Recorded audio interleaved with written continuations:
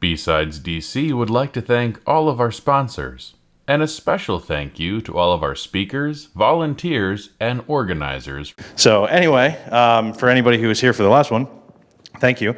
I appreciate somebody who actually could listen to me for 2 hours. That's an achievement. We're going to talk about SIEM. Introductions first. Oh, this isn't working. Hey, there it is. JR? All right, how's it going? Hi there, everybody. I'm JR. I'm currently a SIEM architect over at US Census. I also do a lot of SOAR development, so I do a lot of automation, a lot of SIEM work. I've been using SIEMs for quite a long time. Believe it or not, Cisco had a SIEM at one point. Cisco Mars was the name of the tool. I used that. That was your first one, right? That was my first one, and it was horrible, but I did use it. I've actually wrote one a little bit better than what they had, but never really got it panned or anything like that. The stuff I kind of built around different kind of detection methods. Also, I tend to golf a lot.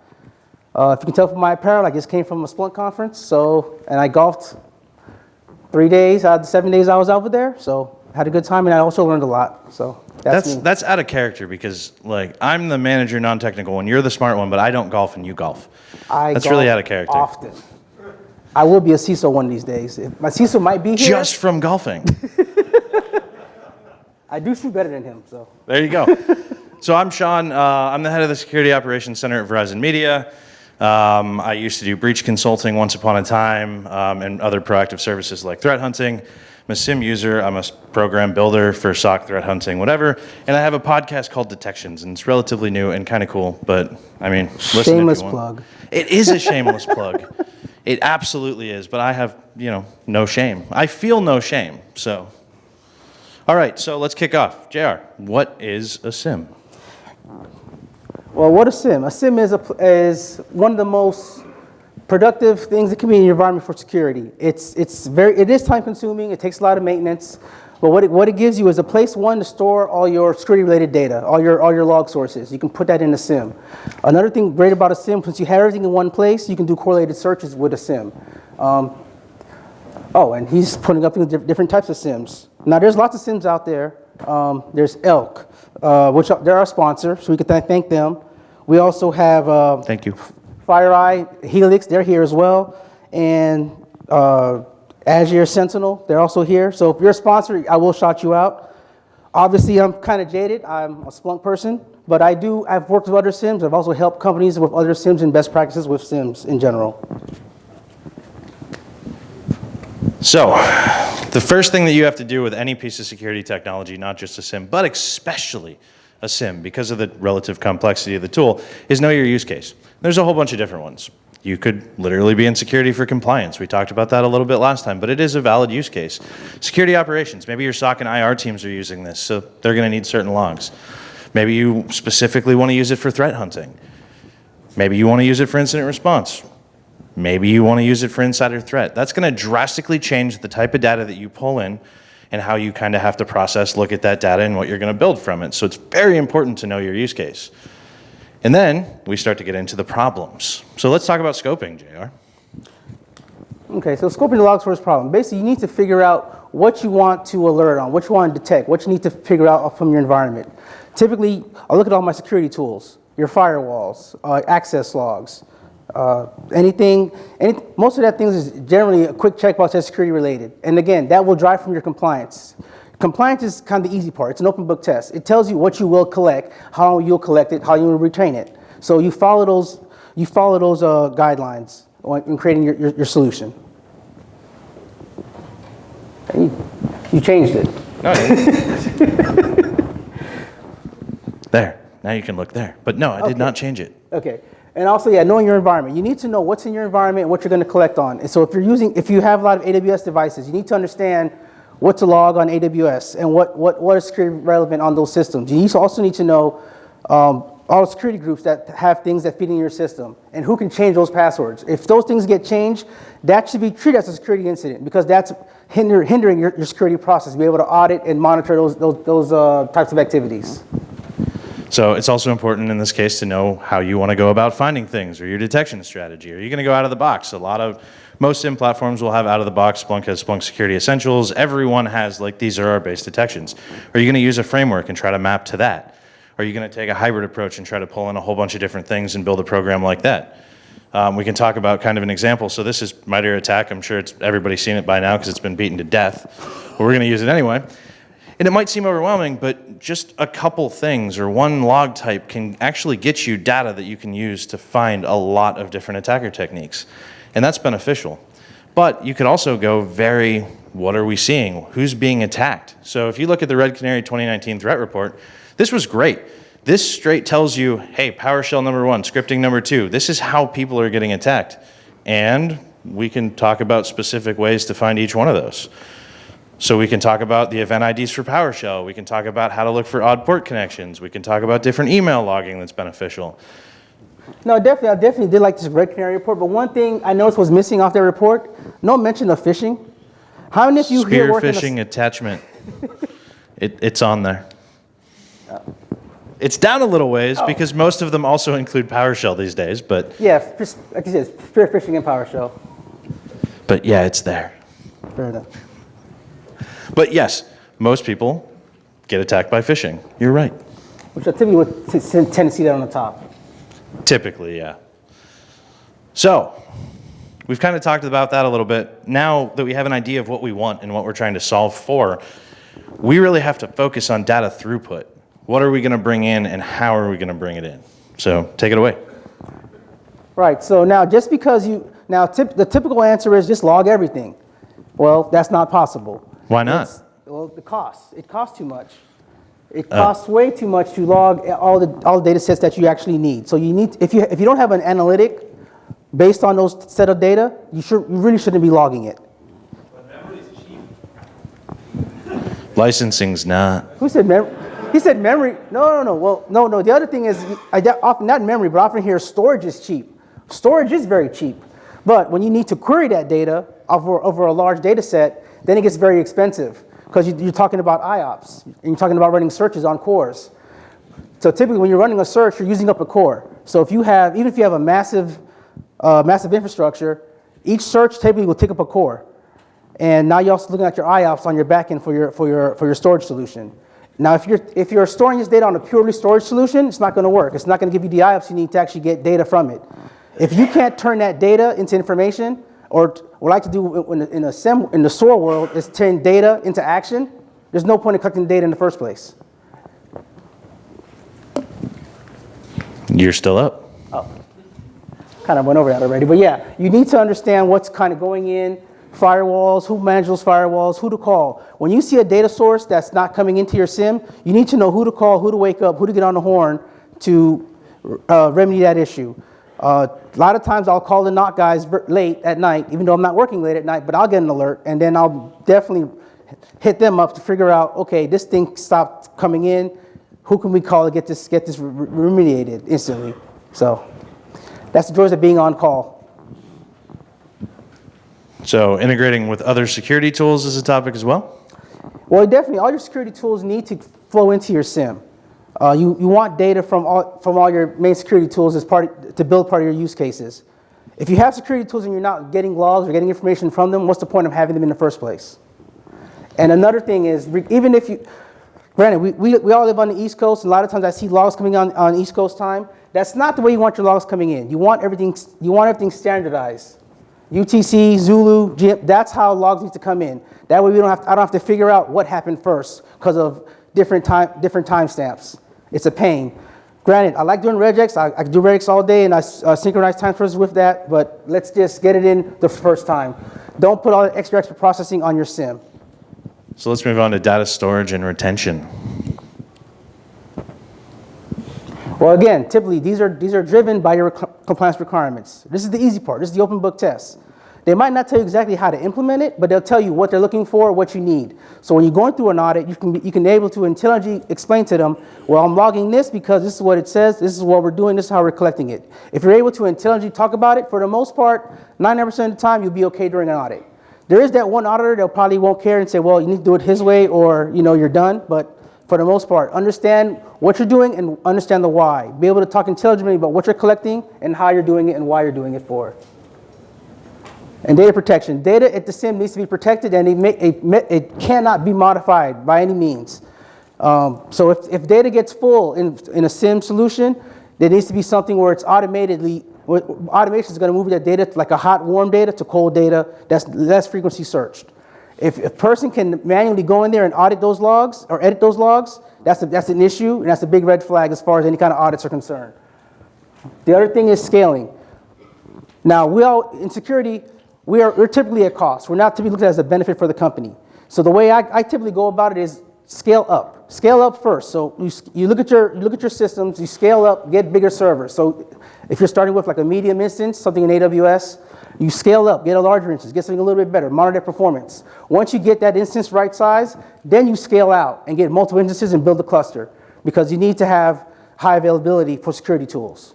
That's typically a requirement, and you will get that from most of your compliance platforms, compliance requirements. And fast storage. Well, if you can't search it, what's the point of using it? If I'm working an incident and I have 10 incidents, and this one search is going to take me 30 minutes to do, it's not going to get done. So, if you have 10 incidents, I think you have other problems. Just gonna, especially concurrently. Well, you already talked about that in your other talk, so I'm not going to, don't need to go there. But yes, the data needs to come back quickly for the analyst to actually make a decision. The analyst needs to know, is this malicious or benign traffic? So the data needs to come back quickly. So let's talk about the analyst a little bit, or let's talk about seeing bad guys.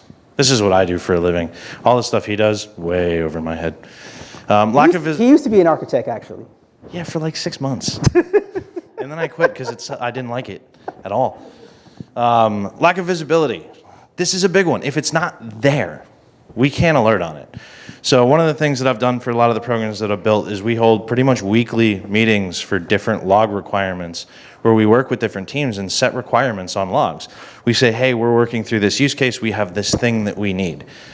We need you to have these logs, or we need to start gathering these logs. Then we rack and stack and prioritize them, because it's really a must. Because if you don't have it, we can't alert on it. And if you're broad in your detection strategy, you can take multiple log sources, but again, if you don't have them, you can't see it. Lack of context. This is a really, really big one too. If you don't have any context to what that alert is, so if you have an alert that comes in, it exists, it gives you maybe 2 bullet points, or you get like just a source IP and not a destination, or whatever the case may be. You can do very little with it, and it's going to force you to spend a lot of time continue going forward. And if it's not parsed, 1, you're barely going to be able to alert on it. 2, you're barely going to be able to read it, and it's just going to take more time. Yeah, data enrichment is a big thing with me. Data comes in, you needs to have some kind of enrichment process for that data to give context. Not just an IP and a hosting, but what kind of system is this? Is this a critical system? Is this a high value asset? Is this a system that's on 24/7, or is it a 9-to-5 type system? That context needs to be there available for the analyst. Because at the end of the day, it's mostly about anomaly detection, trying to find the things that stick out. Yep, and that brings you into a big one that security teams everywhere face, non-actionable alerting. So I've worked at a couple places, and I'm not going to mention any places, but I will spit out some numbers. I've worked at places where the average time that an analyst had to look at each individual alert was 3.2 minutes. That was their workflow. They had 3.2 minutes to make a determination on whether or not that continued or that was non-malicious. The majority of those things were things that they don't even look at. It leads into alert fatigue, which I'm actually pretty sure is the next bullet point. But half of those things that they looked at and that came in, there was no action that they could take. They could either forward it to the next person, or they could close it. In that case, what's their job? Is their mission to be there to forward something to the next person, or is their mission to be there to try to find bad guys? So I always loop back to understanding your mission and sticking to your mission as being very important in that context. And then we talk about alert fatigue, and alert fatigue is a big one too. Same thing, 3.2 minutes. The problem is everybody talks just about fidelity. And I've been on a kick for years to try to move away from just fidelity and look at 3 categories: fidelity, frequency, and intent. So how bad is this in my environment? How often does it fire? And then what's my ratio of, true positive or investigatable to false positive?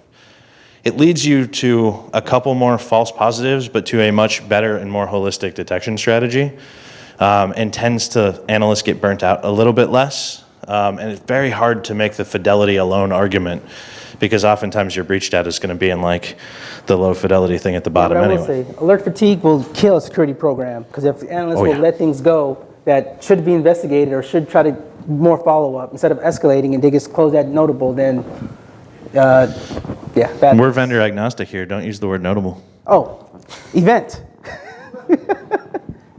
No, you're right. And that's the thing. You get so sick of seeing the same thing over and over again, you're going to move on. And I find it really interesting. You talk about security programs. The SOC, the person who typically handles the output of the SIEM, is oftentimes the most untrusted part of any security organization, and nobody ever listens to them. And that sucks. But because of that, that's why the fatigue builds, because they don't have any ability to fix it.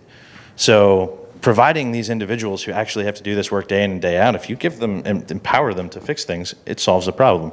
But that's not what this is about. That's a different soapbox. So let's talk about kind of the alerting strategy. And we brought this up a little bit earlier. So I'm a big believer in a hybrid alerting strategy. So taking things from multiple places, feeding those into your SIEM and using them for an advantage. So you've got a whole host of tools, and we're going to try to stay pretty open, but shout out to Moloch because it's awesome and my company makes it.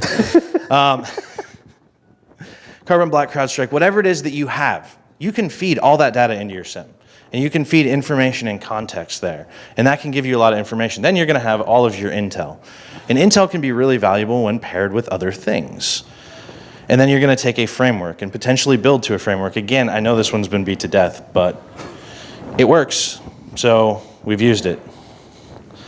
So if you're running into that, we can put that to a use case. So we can take this as a use case. And one thing that's worth mentioning is, so say I have CrowdStrike or Carbon Black, and I have a whole bunch of data, and I can send a whole bunch of all the logging data, not just the alerting, over to a SIEM.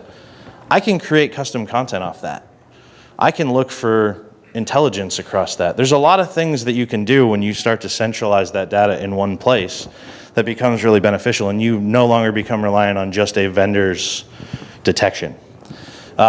So I stole this directly from MITRE, who did an APT3 evaluation plan because it made this really easy. So they evaluated a couple customers. They were testing for these things across the MITRE attack framework. I do realize it's very small. We will make the slides available. Tools. So we have CrowdStrike in this use case. This is what CrowdStrike caught from that section. And this is pure detection that came up to an analyst. This is what was caught. So that can tell us a couple things. We have some intel. That can give us some more stories. So this is general intel on APT3. This gives us hashes, gives us callouts, gives us C2. That's going to cover not necessarily to a specific, but we'll be able to detect some stuff in the following kind of general tactics or techniques. So where are our gaps? What have we missed? What if they switch something? If they switch an IOC, if they switch and stop using PowerShell, what don't we see about that general attack path? Well, we can color some in. We can look for command line interface and suspicious. We can look for scheduled tasks. We can look for new creations of accounts, services. There's a lot of different things that we can go, well, this is what we know. This is what we know we'll detect. Now we can start to build a methodology around covering those gaps and adding new stuff to make sure that we find evil through that use case. Do you want to talk on that one a little bit too? That's more your world, man. I'll take it. I just build this stuff and let you guys do your thing. So it's not much different when we go into hunting, although a couple things change when you're in hunting and IR. You're much less about alerts and you're much more about data retention. What happens if we detect a breach a year afterward? Does anybody think that's uncommon to detect a breach a year after it happens? It's about the average. It's about the average. So do you have a year's worth of the necessary logs that you'll need to investigate that? Well, who here has a year worth of full PCAP? Anybody? Is that possible? I've seen it before. Was it a 3-person company? 3-letter agency. Okay, I'll take it. But what do you have and how long do you have it for? That's really important. And you don't have to store everything. Like, you can get a lot from some metadata information. And Bro is pretty lightweight, and you can keep that forever. You can get a lot from that. Searching through big data, you're looking at bigger data sets. You're looking at from a hunting perspective. So you're going, I want to see all PowerShell, or I want to see all unsigned binaries that are 64 to 75 kilobytes. I realize that's very specific, but I did that on a breach case. Yeah, or all. So that brings the importance of making sure that your data is indexed and parsed appropriately. Also, making sure that there's training on how to use the tool and its query language effectively. I'm personally a big fan of index equals star.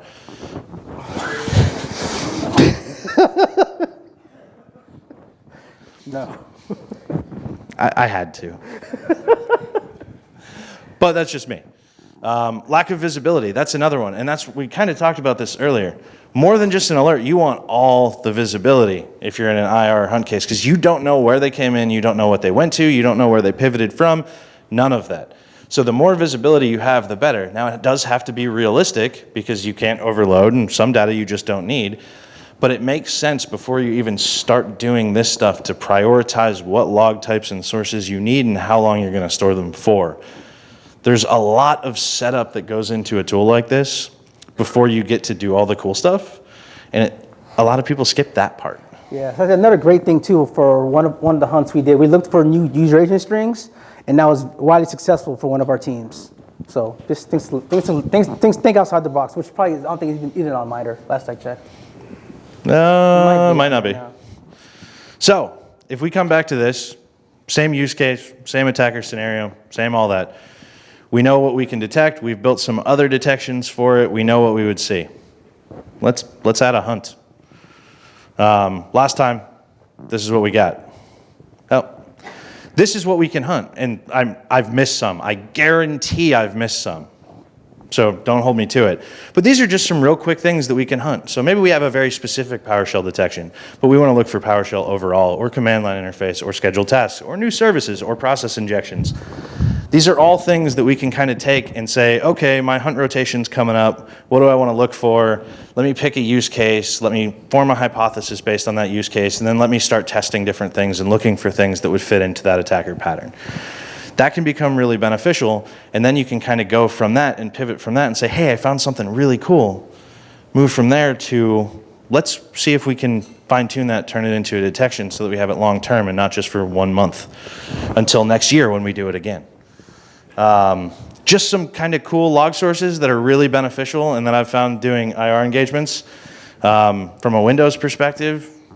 But if anybody wants to take a picture of that, feel free. But it's all stuff that we've looked at, stuff that we've used not just for detections, but in an IR. We wanted to see this stuff because we'd find a lot of bad there.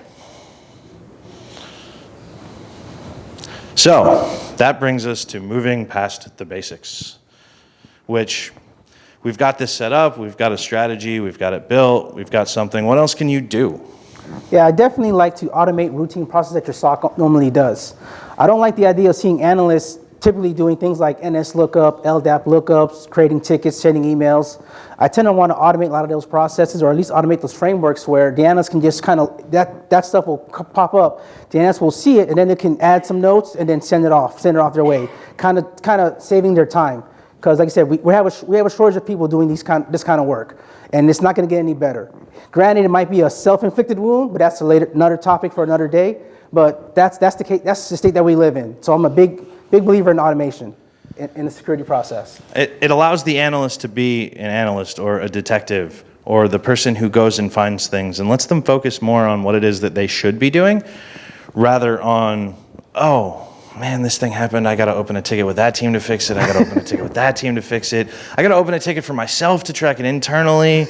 I got to go run these 5 queries. Like, it removes the minutia, which is really, really nice, and something that I'm glad to see that's really coming up, so to speak, and that's getting more popular. I'm very excited to see some of the platforms that do this get way more mature over time. Next one, AI and machine learning applied to data. And I'm not going to sit here and pretend to be an expert on either of those topics. I am going to say that a lot of the time that I spent as a consultant, we had a drinking game whenever this came up in a vendor call. No, there are some decent use cases of it. We had a customer that were able to use machine learning to detect when drives were going to fail. Not a great use case because granted, you're not saving a ton of money, but it was something where you could be predictive and kind of order drives before the drive actually failed and swap it out before you had a down drive. So, And I mean, there's some really good behavioral analytics that kind of come with this, and you can apply a lot of this to that behavioral analytic. So as you start to look into like some of the user behavior analytic tools and stuff that use this, like this person never ever logs in from this location at this time, and we've got a year's worth of data to support that. Like that can be really interesting and really beneficial. So I think some of the AI and ML stuff will move towards that and getting like a little more of that scope, detecting odd exfiltration, things like that. Big on the anomaly detection side of the house. And anomaly is probably honestly one of the best ways to find bad guys. Atomic is much harder. Behavioral analytics, we kind of already covered that one. And then the last one is SOAR, which is essentially automation of routine processes. But like I said, we added the word, and I was busy with the other presentation, so I didn't set the transitions right, apparently. Fair enough, but yeah, but quick thing on behavioral analytics, or kind of, you typically don't even really need like really fancy tools to do this kind of stuff. With a customer, they had HBSS fully implemented, and I was tagged to do some insider threat work. Here, tag you're it. So now I looked at some of the things that they had in place. So I figured out, okay, let's take a look at removable media. So I wrote a short Python script, basically taking people who are authorized to burn media and people who are actually burning media, and then whatever that delta is, send to the HBSS team, let them deal with that. What happened was they actually got emails. They were pretty upset that I was able to find people removing media with HBSS fully installed and implemented. So now, was it a fail within the group policy, or was it HBSS itself? Really not my issue. The thing is that we found it, and now we need to fix it. So trust but verify, like I say in security. So look at problems and give it a second look. Don't assume things are working as should. Take a moment to give special thanks. I don't think we're going to read them out, but they do exist. This list gets longer every time we do it. But thanks to all the people who kind of proofread this, helped us out with it, were inspirations for it. Thanks to everybody who came to watch.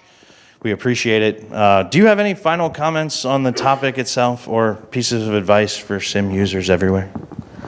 If you are a SIEM user, I would definitely say look at some SOAR solutions. It's not built to replace your job. It's going to make your stuff easier for you. So don't fear the SOAR. Contrary to the dashboards that they put up whenever you buy one that says you've saved this much money by automating, you can fire this many people.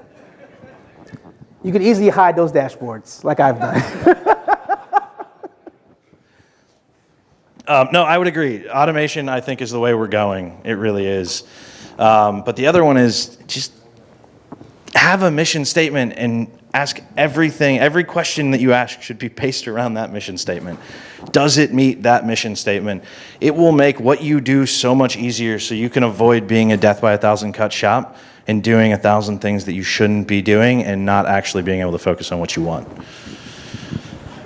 Questions, thoughts, comments, concerns, gripes? Yeah, you want to come up and grab the mic, or I guess I can just jump down. Yeah, okay, let's go. We can meet in the middle and like. I'm cool with that. Here you go. Meeting in the middle. Well, my question is for JR. So you said that seeing the NS lookups and the LDAP lookups, you didn't want to see that, because it's kind of what I would think of as an anti-pattern.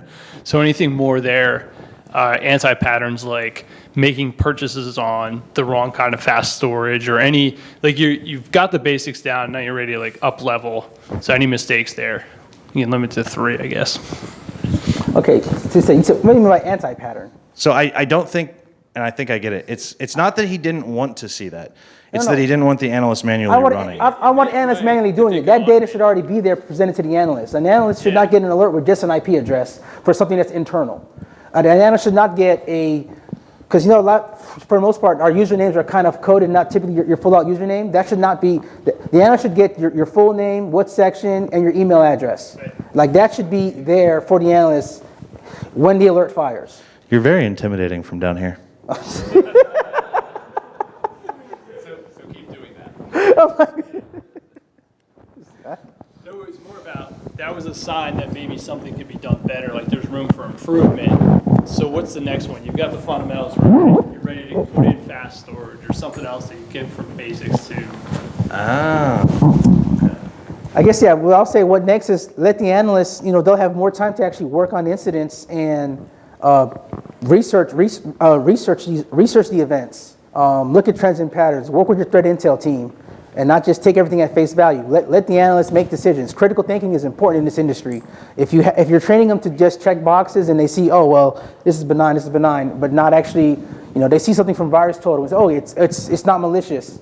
They assume it's not malicious. Well, what's happening on our host? What's happening on our infrastructure? What process is making that call? You want analysts to think that way and look more into that incident that's assigned to them. So kind of giving them more time to do a bit more like due diligence. Exactly. A bunch of like simple facts. You said it way better than I did. But Yeah, that's accurate. So one of the things that I do programmatically, and it's time pending, so we're always trying to get more time, is I dedicate 25% of analyst resources to hunting exercises and a monthly rotation that includes things like working on tuning content, which helps build them, research projects that they can go look for new ways to find badness. And there's an outcome of each one of those products or projects, but I try to keep 25% of time. So everything I can shave off gives my analysts more time to do things that help build us rather than just doing the stuff that's happening day in and day out.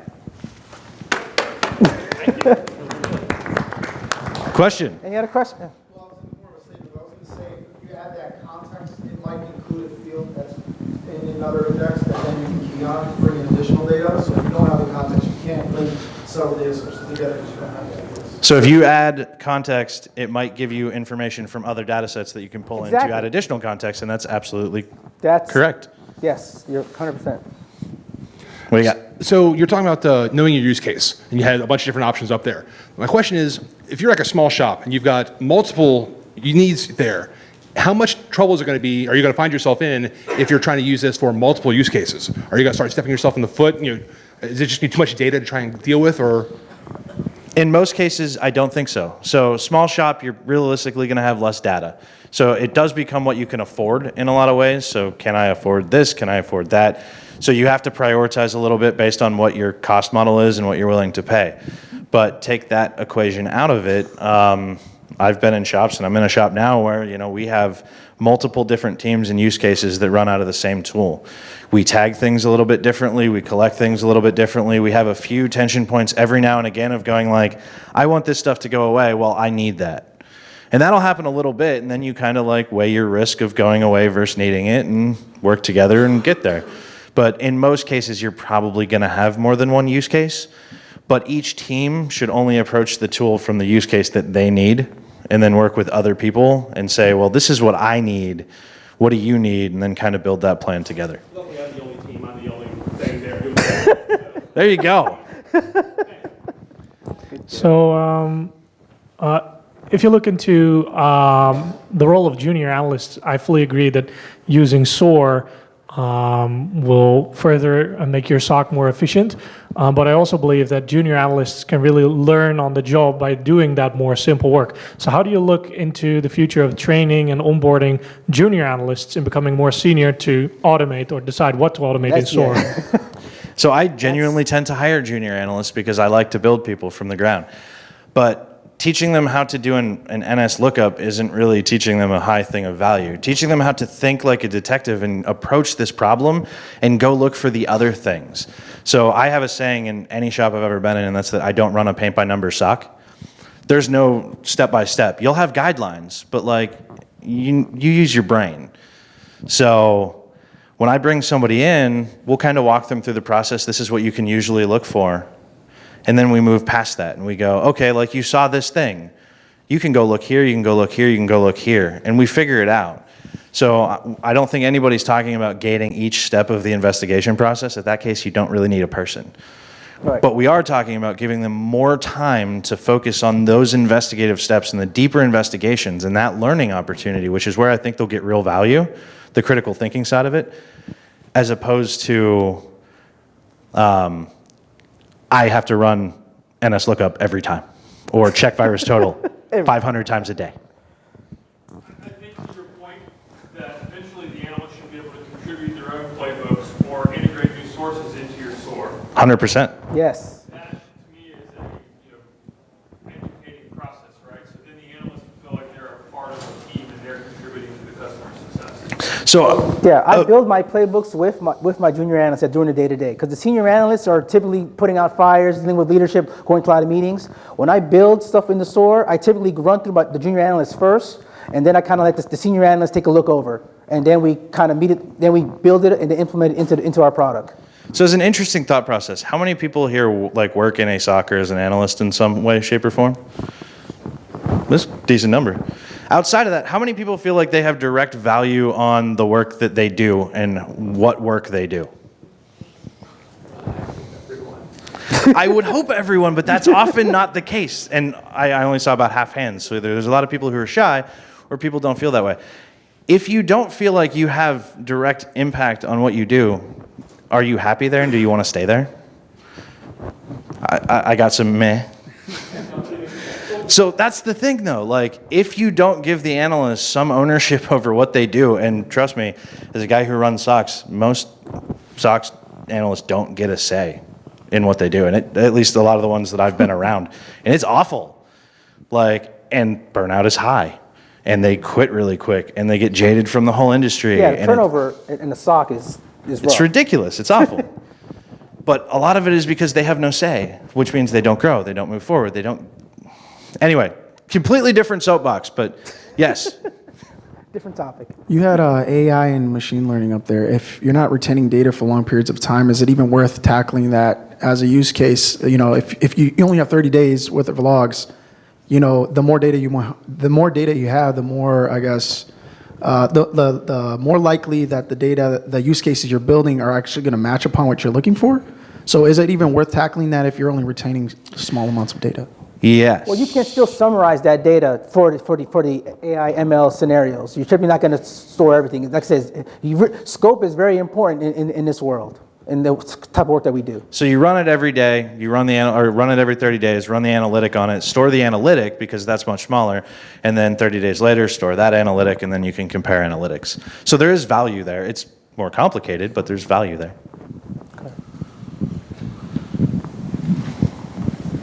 Hi, so I'm auditing a SIEM right now for my organization, and we've never had one before, so everyone's just like, yeah, SIEM, I've heard of that, go for it. That'll be adorable. You know, kind of like when you're baking cake with your kid and you're just like, here, you just do this part right there. So I've got data coming in, and what I'm noticing is that certain things at the NOC level are being categorized wrong. So like, regular ADFS logins are being considered threats. So it's messing up my stream data. It's like, why do we have 10,000 threats in an hour? Oh, everyone just logged in. So once I kind of weed through that to figure out what's actually a threat and what's not actually a threat, how long do you think I should start looking at data to build my baseline before I start like putting in anomaly detection? Well, for one thing, you're always going to, tuning never ends, right? So you made, tuning never ends. If someone tells you that, they're lying, they're wrong. Want to drop the mic down? No, I'm not trying to drop the mic. No, but no, like I said, you have something that needs to get tuned out of your SIEM. That shouldn't be an alert unless there's something really wrong in that organization. So you tune. But since you're an auditor, you've done your job and you found it. So good on you.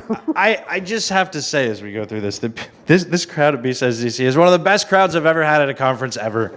Yes. It's fantastic. Yes, I will agree. Good questions. What else? Yeah, I have a question for you. Go ahead.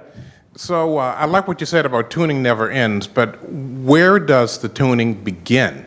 You get a SIEM and you have alerts and things coming in from servers, and you ask, the various types of server operators what is important, and they don't know. So where do we begin to start tuning the SIEM to make it actually useful for whatever's coming in? Well, you need to track your false.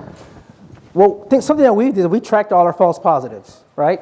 Once things are vetted and analyzed, and you see, okay, so we have typical analytic, and let's say we see this analytic, 80% of these are false positives. So maybe we need to start looking at the analytic and tune out some of that noise out, because you don't want to give the analyst busy work. Alert, like Shawn alluded to earlier, alert fatigue will ruin your SOC. So you can definitely count, but and you can do it by loudest, but I'm going to present one other possibility here and one other approach. what's your industry, and then what's the threat landscape of that industry.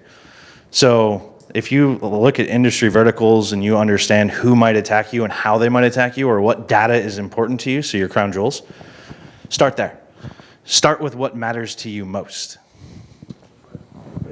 Because I've failed implementing a SIEM many times, and I think what I've learned from that was utilizing the Pareto principle. So even if the industry that you're in and the company doesn't really know what's going on, you can start with your Active Directory domain admin, right, and then work from there and scale out, as opposed to spending millions and millions of dollars paying Ernst & Young and well, not really, I won't say their names, but I just said it, but paying a lot of people a lot of money to do what some of the things that are low-hanging fruit. But I had a question.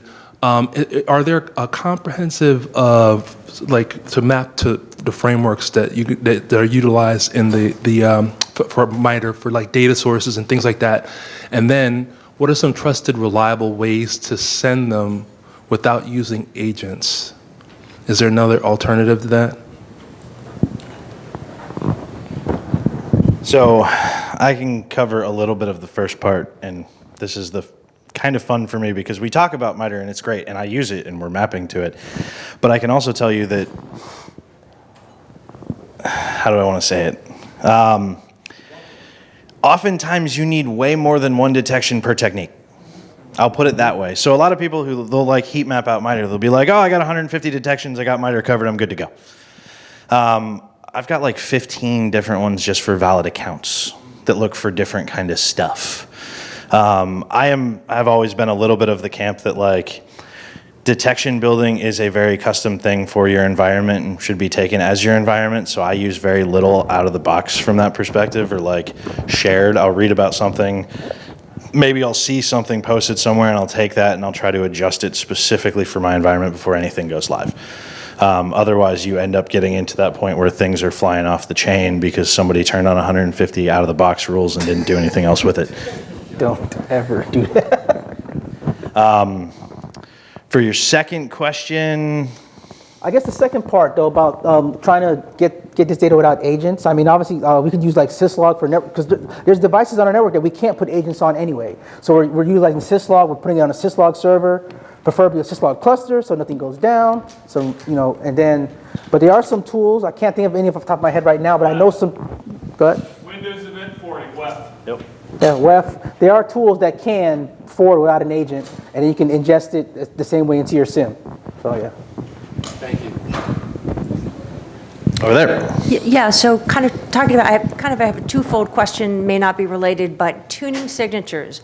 With regard to the fact that you've got, indicators that are obviously accumulating.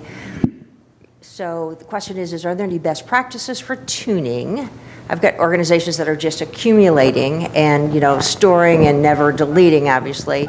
And then the second question is at what point do you pivot to kind of a hunt model rather than just sort of alerting on everything? Okay, so the first question is about tuning.